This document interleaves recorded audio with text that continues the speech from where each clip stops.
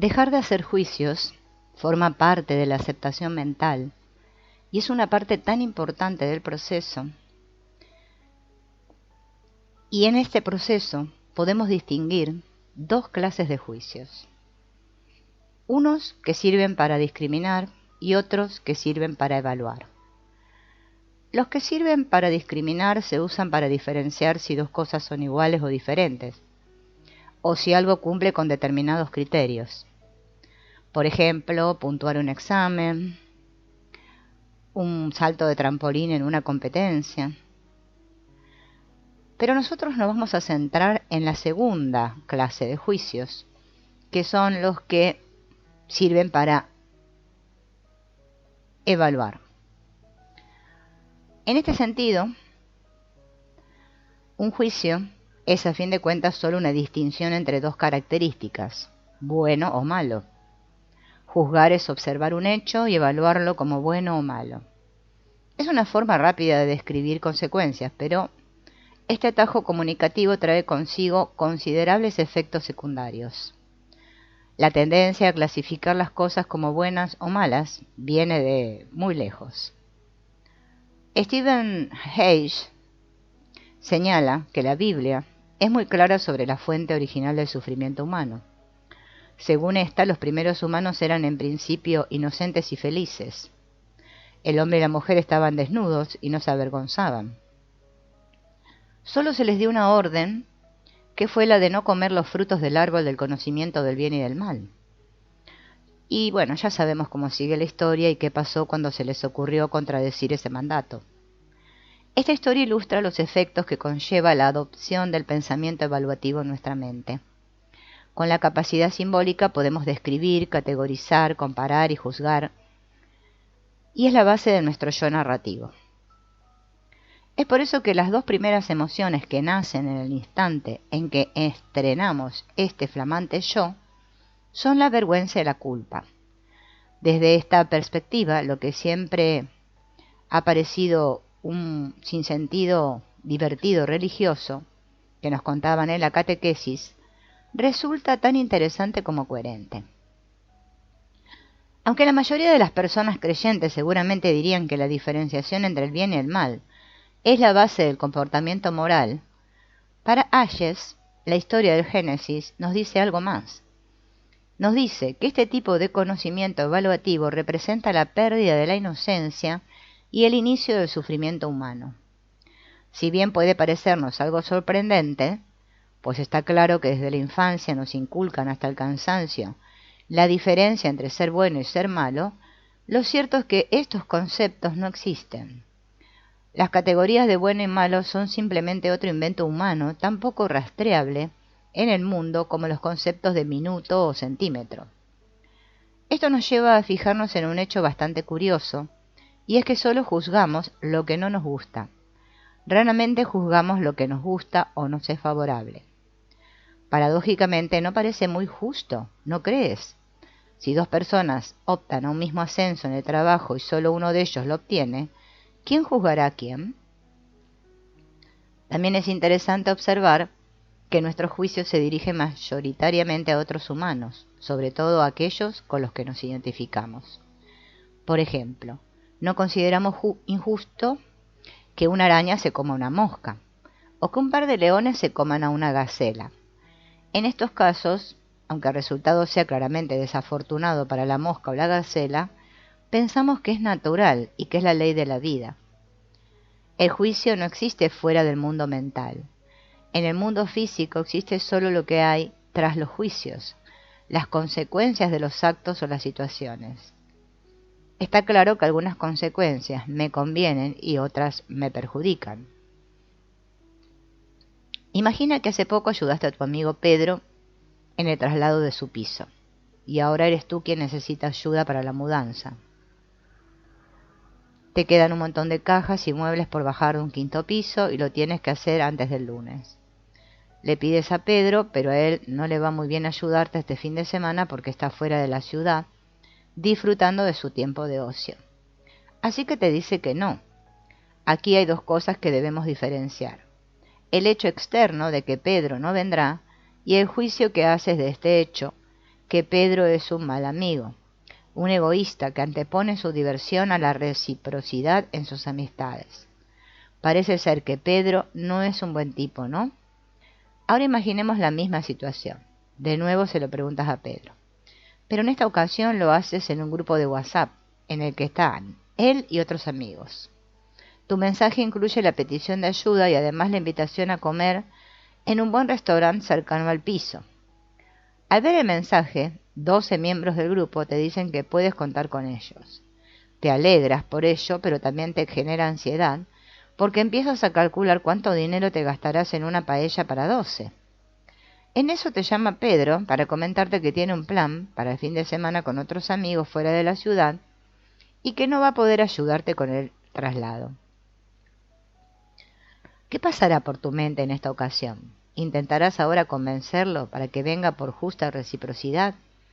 ¿Porque te lo debe? Lo dudo. La moraleja de esta historia es el darnos cuenta de que lo que Pedro hace y dice es exactamente lo mismo en ambos casos. Por lo tanto, la clave para entender los juicios no se encuentra en el exterior, en lo que los demás hacen. Los dos escenarios solo difieren en las consecuencias que el hecho tiene para ti, que Pedro no pueda ayudarte con el traslado, y este es realmente el punto clave. Si cambias las consecuencias negativas, no te ayudará en el traslado que genera ese acto por consecuencias positivas. Gastarás menos en la paella. La misma conducta pasará de ser mala a buena.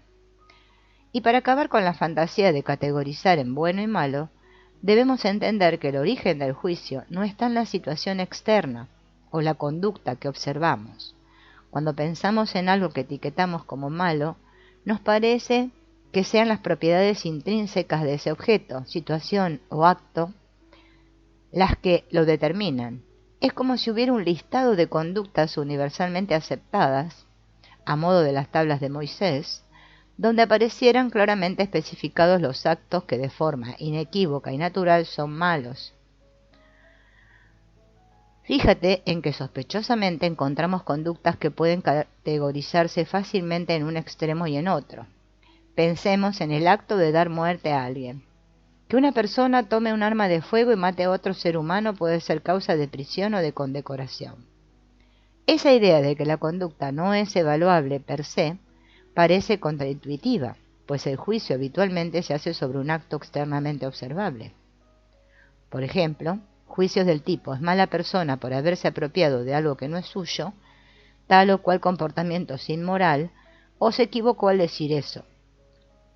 Lo cierto es que lo que determina que algo caiga en la categoría de bueno o malo es nuestro interior, no la conducta exterior.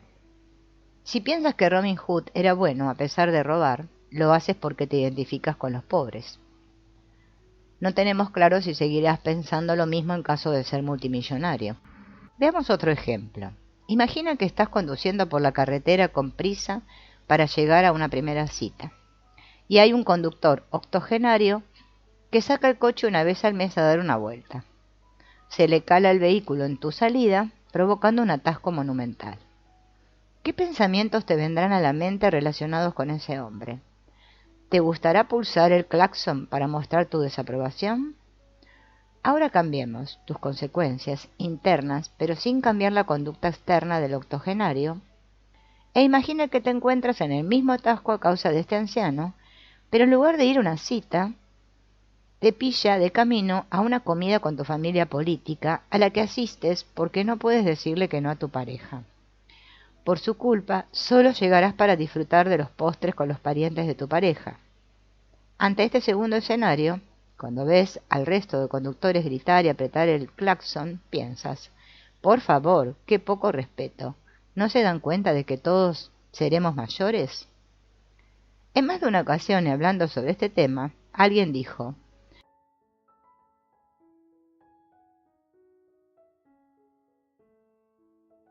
pero yo juzgo cosas que no me traen consecuencias negativas. Por ejemplo, cuando un profesor se niega a cambiar la nota en una revisión de examen de un amigo, y yo juzgo al profesor como pésimo. Sin embargo, en este ejemplo es preciso observar que este amigo es mi amigo, motivo por el cual me identifico con él. Así, sus consecuencias negativas son mis consecuencias negativas. La prueba de ello es que si este mismo profesor se negara a cambiar la nota de un alumno con el que no tengo relación, probablemente me importaría bastante menos y no necesariamente lo juzgaría. A causa de este mismo proceso de identificación, puedo juzgar a gente que no conozco en absoluto, simplemente porque pienso que pertenecen a un partido político contrario al mío, o a algún equipo de fútbol antagónico, o están a favor de cualquier idea a la que yo claramente me oponga. El juicio es como un atajo, una especie de resumen. Si voy a comprar al mercado, en la pescadería me ofrecen uno que no tiene buena pinta, voy a decir, este no lo quiero, está malo. Cuando digo malo, en el fondo estoy resumiendo una serie de consecuencias negativas que no estoy expresando. Por ejemplo, que ese pescado me da asco, que perderé dinero al comprar algo que no podré comer, que creo que tendrá un sabor desagradable y que podría intoxicarme si lo como. Todas estas posibilidades se resumen en mí está malo, pero al sintetizarlo de este modo y utilizar una etiqueta general, pierdo el motivo real, la información específica. Por eso, cuando alguien me dice, me parece mal que X diga eso, en realidad esa persona solo está expresando que desaprueba lo que X dijo, pero no está explicando el porqué. Puede que las razones por las que algo está mal te parezcan obvias, pero en realidad el término mal no las especifica. Al darlas por sentado, presupones que tu interlocutor lo entiende de la misma manera que tú, cosa que frecuentemente no es así. Es por esto por lo que expresar juicios dificulta la comprensión entre las personas. Cuando juzgo estoy convirtiendo mis preferencias en un es lo mejor. Nuestras preferencias son legítimas y están basadas en las consecuencias que una conducta o un hecho tienen sobre nosotros. No obstante, eso no las convierte en lo mejor, por muy tentador que resulte. La diferencia es tan sutil como significativa. Por ejemplo, puedo decir que me gusta el rock sinfónico y que no me gusta el reggaetón, porque es cierto y no ofendo a nadie. Hasta aquí tan solo es la expresión de una preferencia personal y se expresa en una relación horizontal de tú a tú, con quien me escucha, sea cual sea su preferencia. Ahora bien, si lo que digo es que el rock sinfónico es mejor que el reggaetón, pasa a ser un tema externo, independiente de mí. Lo estoy expresando como si se tratara de un tema objetivo, como si fuera un hecho, una verdad universal, verdad que está exclusivamente basada en mis preferencias personales. Además, al expresarlo de esta forma, la relación pasa de ser horizontal a vertical, pues mejor implica jerarquía. Hay algo que está por encima del otro, casualmente mis preferencias. En este ejemplo, queda claro que la expresión de una preferencia no genera oposición, mientras que la expresión del juicio lo hace de forma instantánea. Y no es lo mismo decir, si llegas tarde a la cita y no me avisas, haces que me preocupe por si te ha pasado algo y me retraso en el resto de mis obligaciones, que decir, cuando llegas tarde demuestras que eres un irresponsable. Si tú fueras la persona que llega tarde, ¿qué opción preferirías escuchar? Fíjate en que el primer planteamiento es informativo. Sabemos cuáles son exactamente las consecuencias de llegar tarde, la conducta. Y además no se atribuye una intención negativa al acto de llegar tarde. Veamos otro ejemplo. En el escenario que llamamos A, estamos con un amigo y nos dice, si te presté el dinero es porque pensé que eras un buen amigo y que me lo devolverías, pero ya veo que no. Por el contrario, en el escenario B, este mismo amigo te dice, si te presto el dinero y no me lo devuelves, no podré pagar el alquiler de este mes y me resultará difícil confiar en ti si más adelante me pides algo que sé que luego necesitaré. ¿Cuál de los dos es más juicioso y cuál es más descriptivo? Y algo también importante, ¿cuál crees que resultará más eficaz? Quiero dejar claro que decir que algo es incorrecto no necesariamente es un juicio, aunque puede serlo si se usa como sinónimo de está mal. Por ejemplo, hay formas de proceder en algunas cuestiones que son más eficaces que otras. Incluso podemos hablar de formas correctas o incorrectas. Pensemos en aprender un deporte como jugar al tenis o un hobby como coser, andar o practicar yoga. En todos esos casos existen formas correctas e incorrectas de proceder. En yoga, a la hora de realizar una determinada postura, hay una forma correcta de hacerlo que resulta eficaz y evita lesiones, y otra forma incorrecta. Lo mismo sucede cuando se trata de correr. Hay formas correctas de poner el pie para evitar posibles lesiones futuras. Por todo ello, uno puede decir que un resultado es incorrecto, como en un cálculo matemático, sin que ello implique juzgar a nadie. Pero claro, no es lo mismo decir, este resultado es incorrecto, revísalo, que decir, parece mentira que te equivoques incluso en algo tan sencillo. Esto sí es un juicio. Ser más descriptivo y menos juicioso es una excelente manera de mejorar las relaciones en los demás. Esto, por sí solo, ya es un buen motivo para reducir el número de juicios que emitimos diariamente, pero no es el foco principal. Como dice la terapia cognitiva, muchas de nuestras reacciones son producto de nuestras interpretaciones y no de los hechos en sí. En otras palabras, no reaccionamos a lo que los demás hacen, sino a nuestra interpretación de sus actos. Ya lo dijo Epicteto, no son las cosas que nos pasan las que nos hacen sufrir, sino lo que nosotros nos decimos sobre esas cosas. El principal motivo para reducir nuestra tendencia a juzgar es que el juicio viene acompañado de emociones adicionales que no suelen ser eficaces. Imagina, por ejemplo, que una madre chimpancé está con su cría junto a un árbol. El bebé chimpancé jugando trepa a un árbol cercano mientras la madre está distraída en el suelo. Cuando la cría alcanza las ramas más altas, una de ellas se rompe y el pequeño chimpancé cae al suelo, se golpea la cabeza con una roca y muere en el acto. La madre acude corriendo, pero ya es tarde. Solo puede sostener el cuerpo sin vida del monito. ¿Qué emoción sentirá la madre del chimpancé? Probablemente pienses que la madre sentirá tristeza. Esa tristeza es primaria, es completamente comprensible y congruente con el contexto de pérdida que la madre está viviendo, además de serle útil ya que comunica conductualmente la necesidad de apoyo social. Sin embargo, ¿cuánto tiempo sentirá esa tristeza la madre? Exactamente no lo sabemos porque no somos etólogos, pero creemos que con el tiempo la intensidad de su tristeza se irá apagando poco a poco hasta que la madre chimpancé supere la pérdida, hasta que acepte la nueva realidad, la vida sin su hijo. Ahora imaginemos un escenario similar pero con algunos cambios. La madre es una humana, el bebé es un niño o niña de unos 2 años y el árbol está en el parque infantil. Como en el caso del bebé chimpancé, la criatura se sube al árbol y cuando está a cierta altura la rama cede y se precipita contra el suelo. La madre se acerca corriendo, pero el desenlace es el mismo, el niño ha muerto. ¿Qué emoción sentirá la madre? También estaremos de acuerdo en que la tristeza es inevitable, pero solo en el caso de la madre humana podríamos preguntarnos, además de la tristeza, ¿aparecerá alguna otra emoción? Cuando explicamos este ejemplo, hay gente que antes de nombrar la tristeza habla de culpa o incluso rabia.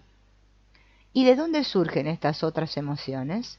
Podríamos decir que son emociones que mutan desde la tristeza por medio del juicio. Es importante subrayar que no podemos sentir culpa o rabia si inicialmente no hemos sentido tristeza. En el caso de los ejemplos anteriores nos parece obvio, pero en una ruptura sentimental hay gente que cree que se puede sentir rabia directamente sin sentir tristeza. Si tú también lo crees, es mejor analizarlo detalladamente. Cuando una relación nos importa y la perdemos, lo primero que aparece es la tristeza, la emoción de la pérdida. Ahora imaginemos a una persona que hace tiempo que no está bien en la relación, pero no sabe cómo terminarla, no se atreve. En este contexto la pareja le plantea la posibilidad de romper. ¿Crees que sentirá rabia? No parece probable, ni tampoco que experimente el sentimiento de pérdida. No hay consecuencias negativas debido a la ruptura. Por el contrario, y volviendo al caso de la pérdida de un hijo, a la emoción primaria de tristeza fácilmente se añadirán juicios como: debería haber estado más atenta, deberían habilitar mejor los parques infantiles, no debería haber muerto tan joven, si la ambulancia hubiera llegado más rápido.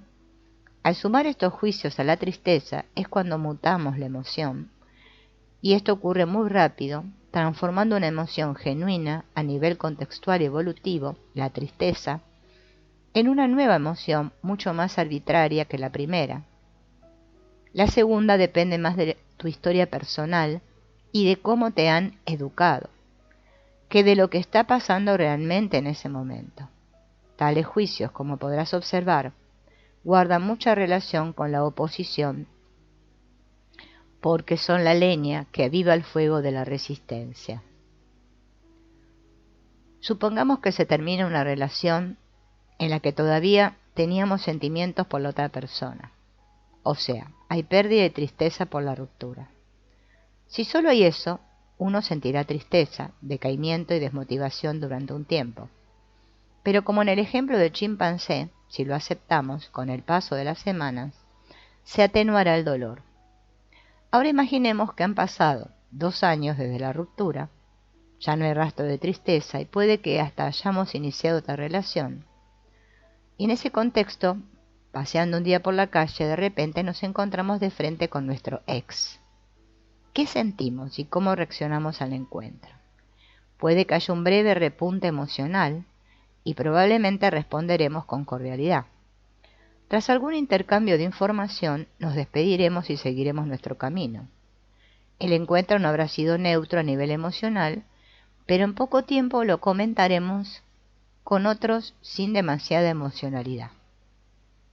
Ahora imagínate que al poco tiempo de la ruptura, cuando nos sentimos intensamente tristes, un buen amigo o amiga nos ayuda diciéndonos lo mucho que nosotros hicimos por el otro y lo poco que él o ella lo ha valorado.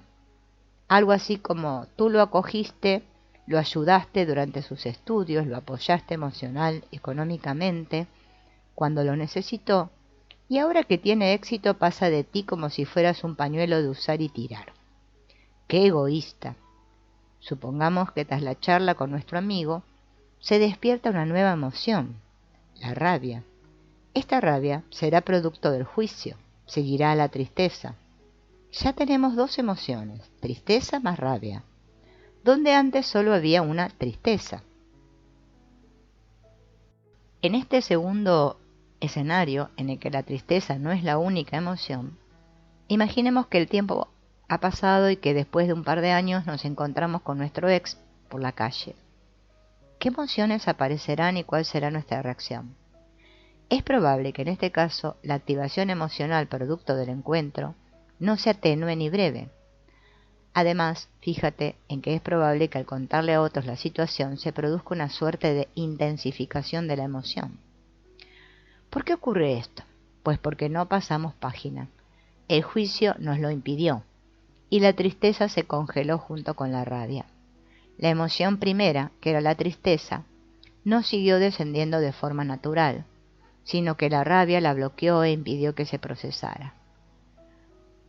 Volviendo al ejemplo de la madre chimpancé versus la madre humana, pregúntate: ¿durante cuánto tiempo esa madre humana se sentirá culpable? ¿Cuánto habría durado la tristeza de no existir esa emoción secundaria?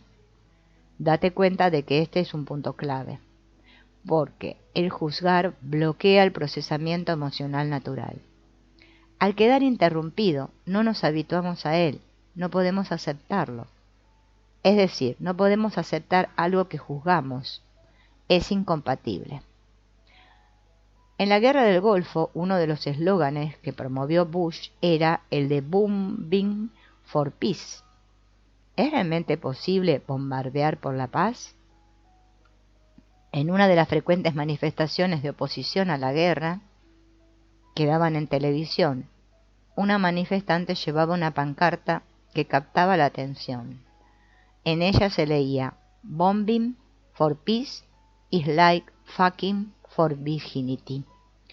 Bombardear por la paz es como tener sexo por la virginidad. Y aquí ocurre algo parecido.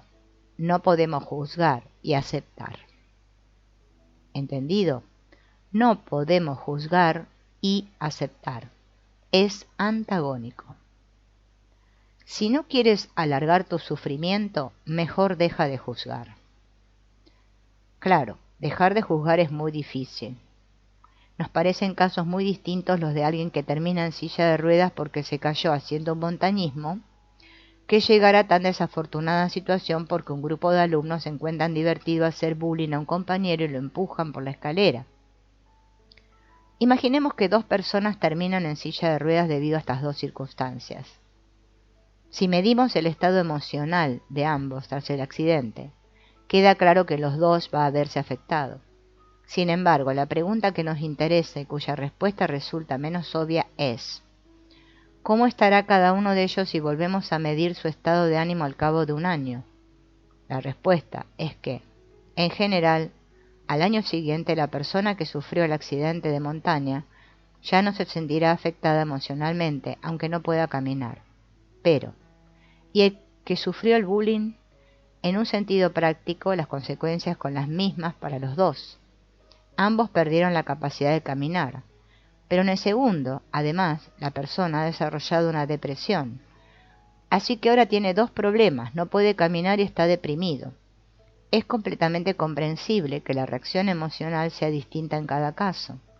En el caso de bullying, es casi inevitable pensar: esto no debería haber ocurrido.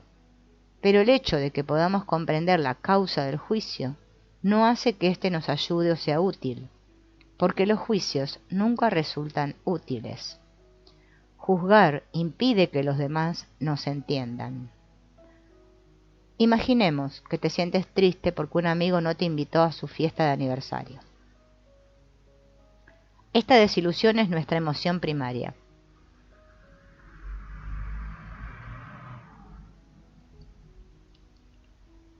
Si al notar esta tristeza aparece un juicio del tipo: X es un desconsiderado por no haberme invitado, es injusto porque yo sí lo invité a la mía, la tristeza primaria se transformará en rabia secundaria. Pero si te encuentras con X después de la fiesta, no será lo mismo decirle: lamenté no asistir a tu fiesta de aniversario, pues me hacía ilusión, que soltarle un vaya mierda de amigo que has resultado ser, no cuentes conmigo para nada. La diferencia en términos de eficacia es obvia. Cuando expresamos emociones secundarias, rabia o juicios sobre una situación, vaya mierda de amigo, la gente difícilmente nos va a entender. Eso es así porque, como señalamos antes, el juicio depende mayoritariamente de nuestra educación, historia personal y la forma particular de ver las cosas, más que de los hechos observables física y externamente. Como los demás solo pueden ver estos hechos y no tus circunstancias, les resulta más difícil comprenderte. Recordando el ejemplo de las madres chimpancé y humana, el que una madre se sienta culpable por no haber estado lo suficientemente atenta a su hijo, o sienta rabia hacia el ayuntamiento por plantar ese árbol en el parque, depende de variables idiosincráticas, entre ellas su educación y sus rasgos de personalidad. Aquello que la mayoría de gente comprenderá enseguida es la emoción primaria, puesto que es coherente con el contexto natural presente de pérdida, la tristeza por no tener ya a su hijo. Esta tristeza no depende de su historia individual. Al decir esto estuvo muy mal, no expresas la primera emoción que sentiste. Esa hubiera sido fácilmente comprensible, pues parte de un contexto observable. Expresas la segunda, la rabia, que depende de tu actividad mental individual y no es observable. Si no es observable, ¿cómo pueden entenderlo los demás? Visualízate ahora en un autobús o en el metro. Te sientas al lado de alguien y al poco tiempo empiezas a notar un olor muy desagradable. Se trata, para ser concretos, de un intenso olor o sudor que despierta en ti una inmediata emoción de asco. No tardas mucho en descubrir la fuente del hedor. Proviene del tipo que está sentado a tu derecha. Al mirarlo piensas: ¿tan difícil resulta ducharse por la mañana? ¿No es lo mínimo como animal social que va a compartir espacios con el resto de personas de esta ciudad? ¿Cómo se puede ser tan diferente y egoísta? Tras esto, decides levantarte para cambiar de asiento y alejarte del individuo. Al levantarte puede que le lances una mirada de desaprobación y le sueltes alguna frase, por lo bajo, al estilo de vergüenza te debería dar. Vayamos con otro escenario. Vas a tu clase de spinning y como llegas un poco tarde la sesión ya ha empezado. Te das cuenta de que hay algunas bicis libres, eliges una de ellas y te incorporas al ritmo de la clase. Pero al poco de pedalear notas un intenso olor a sudor desagradable. Sin lugar a dudas proviene de tu compañero situado a la derecha. Ese olor te provoca una sensación de asco, la misma que sentiste en el autobús. Pero ¿pensarás que tu compañero es un incívico, un cerdo, un egoísta y un irrespetuoso? Probablemente no. Lo que sí notarás es la sensación de náusea. Es posible que al observar otras bicis disponibles te levantes para ir primero al baño y al volver te sientes disimuladamente en otra de las bicis para seguir la clase hasta el final. En este caso, dudo que al levantarte le lances ninguna mirada despectiva. Con estos ejemplos pretendemos mostrar que el juicio no añade eficacia. Al contrario, es innecesario a la hora de actuar. Saber lo que nos gusta y lo que no, nuestra preferencia, es indicador suficiente para guiar nuestras acciones. Para poder cambiar de asiento en los dos casos, necesito saber que no me gusta el olor, pero no es necesario juzgar la fuente. En ocasiones la gente piensa que no juzgar significa no actuar. Se trata de actuar con precisión, no de sobreactuar. No juzgar no es poner la otra mejilla, es apartar la cara. Cuando alguien nos grita, no necesitamos juzgar para saber que no nos gusta que nos griten. Tendríamos ya la suficiente información como para pedirle al otro que si no baja el tono de voz, nos iremos. Si además le añadimos un juicio como tú no tienes derecho a gritarme así, o a mí nadie me grita, nuestra actuación estará sobredimensionada, se teñirá además de rabia y en definitiva resultará menos eficaz. Se puede practicar el no juzgar. Veremos algunos métodos para poner manos a la obra. Pero antes vale la pena subrayar el primer hándicap con el que todos nos encontraremos: juzgar que juzgas. Imagina que ya hemos empezado a observar el número de juicios durante el día a día. Nos encontramos con la gente que quiere entrar, por ejemplo, en el metro y nos impide la salida. Entonces pensamos, qué maleducados. Luego nos damos cuenta de que hemos juzgado y nos decimos, mierda, ya he juzgado. Eso es juzgar que juzgo. No puedo resolver un problema usando el mismo método que lo causó. El otro aspecto, antes de empezar el ejercicio, es que lo que buscamos es ser conscientes de los juicios, que es el aspecto terapéutico, más que pretender no tenerlos. Cuando somos conscientes de que estamos juzgando y nos damos cuenta de qué nos molesta realmente y qué alimenta ese juicio, ya no somos ese juicio, ya no estaremos atrapados en el engaño del juicio. No hace falta no juzgar, sino darnos cuenta de que lo hacemos. No tener juicios es muy difícil, pues llevamos entrenándonos para ello desde pequeños. Si quieres juzgar menos, veamos 3 prácticas muy útiles. Una consiste en contar juicios a lo largo del día. Por ejemplo, en un lapso de tiempo observas tu mente y rastreas frases que contengan juicios.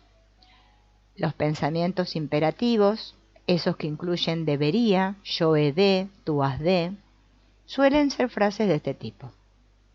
También las que incluyen insultos o que son despectivos. Escribe los juicios en un papel, porque si no, no dejarás de estar pendiente de ello y será imposible cambiar cualquier automatismo. Así te darás cuenta de todos los juicios que haces a lo largo del día. La otra práctica consiste en convertir ese juicio en una verdad, en un hecho. ¿Cuál es la verdad? Si ha aparecido un juicio, es porque algo de lo que estaba ocurriendo iba en contra de tus preferencias. Y si algo no te gusta, es porque tiene consecuencias negativas a nivel personal. Entonces, la práctica consiste en registrar tres elementos. La situación, o sea, qué fue lo que ocurrió, el juicio que hiciste sobre la situación, y luego describir las consecuencias negativas personales que tuvo para ti esa situación o hecho.